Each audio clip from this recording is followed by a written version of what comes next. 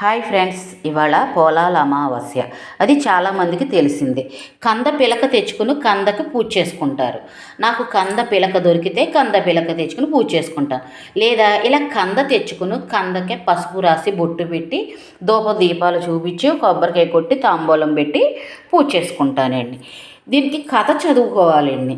ఆ కథ రాని వాళ్ళు, కథ తెలియని వాళ్ళు ఏం చేయాలి అంటే లక్ష్మీ అష్టోత్తరం కానీ దుర్గా అష్టోత్తరం కానీ చదువుకుని పూజ చేసుకోవచ్చండి. ఆ అష్టోత్తరం చదివేటప్పుడు అక్షింతలతో చేయాలండి. మాకు ఇంటిగల ఆవిడ చెప్పారండి. ఈ కథ, ఈ పూజ ఆనవై ఉంటేనే చేసుకోవాలంట కదండి అని నేను అడిగాను. ఆనవై ఉంటేనే కాదమ్మా, చేసుకోవడానికి బద్ధకము, అందుకే అలా చెప్తారు. ఈ పూజ చేసుకోవడానికి ఆనవై అంటే ఏమీ ఉండదు. ఈ పూజ చేసుకునేవాడు అక్షింతలతో చేసుకుని మనం ఏదన్నా నైవేద్యం పెట్టుకుని ఆ నైవేద్యంతో చేసేసుకుని అక్షింతలు ఇంట్లో అందరూ వేసుకోవాలండి అని చెప్పారండి. అందుకే ఈసారి నేను కూడా మీకు చూపిస్తున్నానండి. Okay, bye friends.